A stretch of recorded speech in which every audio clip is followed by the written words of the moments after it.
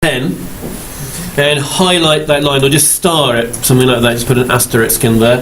I'm just going to go back to that line and show you another way of proceeding from there. So I'm just going to write that line down again. Okay. So that's that line. And I'm just going to show you another way of proceeding from there. Last time we let x equal things which made other things disappear. Another thing you can do, and you may have come across a technique before, of comparing coefficients.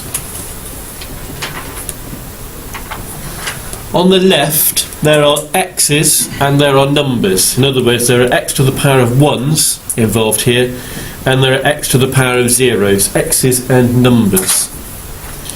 On the left of my equals, what is the coefficient of my x's?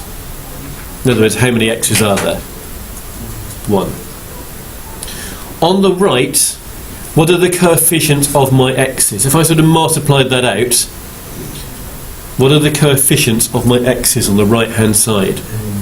Yeah, because I get ax there plus bx, so there's a plus b x's.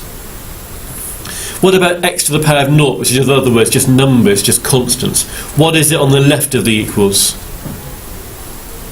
3. What is it on the right of the equals?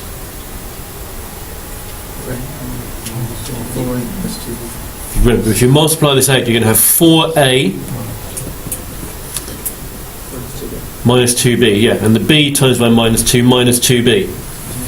So you come up with two simultaneous equations, which you can solve any way you like, and most of you can just type this in your graphics calculators, can't you? And it will tell you what a and b are. And you'll get the same results whichever way you do it. Okay? So another way of going from that line earlier, if you don't want to work out what numbers make things disappear, you can compare coefficients, you get two simultaneous equations, you can solve those on your graphics calculator if you can't be bothered to do it manually, and you will get your A and your B. Okay, that's another way you can go from there. Okay, so I'm going to do another example. Here we go, number 2. It's 2x minus 1 on the top, and it's x plus 1, 3x plus 2 on the bottom. Does anybody else want to come up and do this one? Not particularly, okay. Perhaps I'll just pick on people to help me here and there. And first of all, who haven't I picked on? Harry, I haven't picked on you at all today. Harry, what do you think I'm going to write down as my sort of step 1 on my right hand side? Are you going to use the denominator?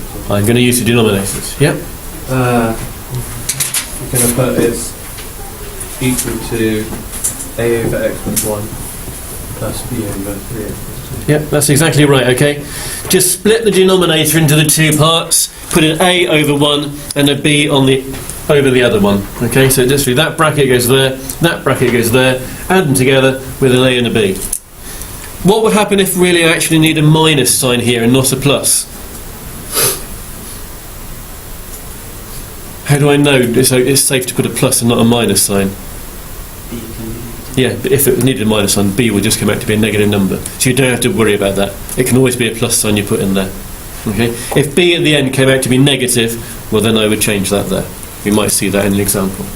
Thank you, Harry. Who would you like to do with the next bit? Question or nominate, in other words, Harry? Fraser. Okay, what comes next? Would you cross multiply? You would cross multiply, yes, okay.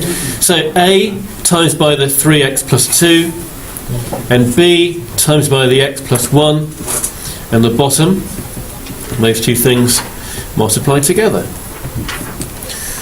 Fraser, continue or nominate? I'll nominate, and I'll nominate Oscar. Oscar. Okay. What can we say from here, Oscar? Because the denominator is the same as the numerator. Yeah, denominators are the same there.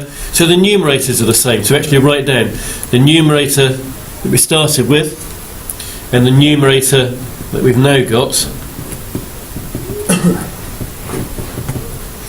are equal to each other. Oscar, would you like to continue or would you like to nominate? Sam. This is the best when you let x equal Make either bracket, I'll choose the easiest one and give someone else a hard one to do in a minute. I could let x equal minus 1. Could do, yeah. If you let x equal minus 1. Okay. So, Sam, what will you get on the left-hand side of the equals sign? Minus 3. Okay, that's correct. Okay. 2 lots of minus 1 is minus 2, minus 1 is 3. And Sam, what will you get on the right-hand side of the equals sign? Minus 3. Yeah, okay. This bracket over here disappears because minus 1 plus 1 is 0. 3 lots of minus 1 is minus 3, plus 2 is minus 1, so it's minus 1 lot of A. So Sam, what is A equal to? A is equal to 3. Who would you like to do the next bit, Sam? Ian. Ian. Okay? Did you shove the A back in? We could do, I suppose, but we don't. Wouldn't that be easier now? Let's have a look then. Okay, do it your way a minute, see what happens. Let A equal 3, so we're saying this now equals...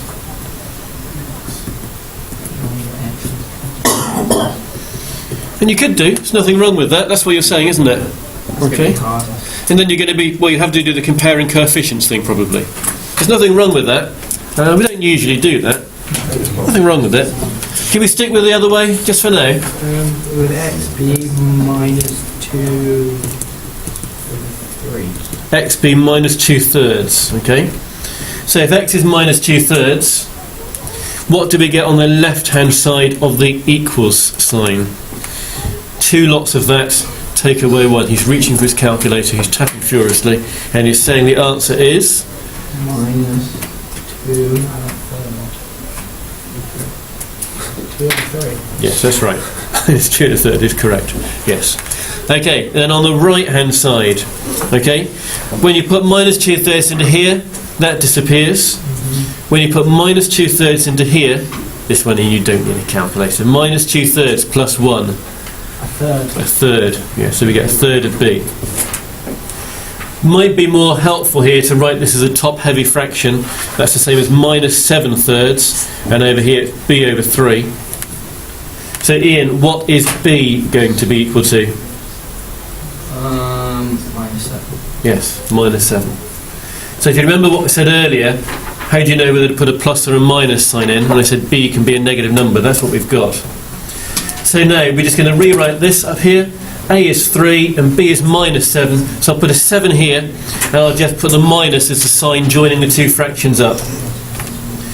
So for this one, I got my answer is A over x plus 1 minus B over 3x plus 2.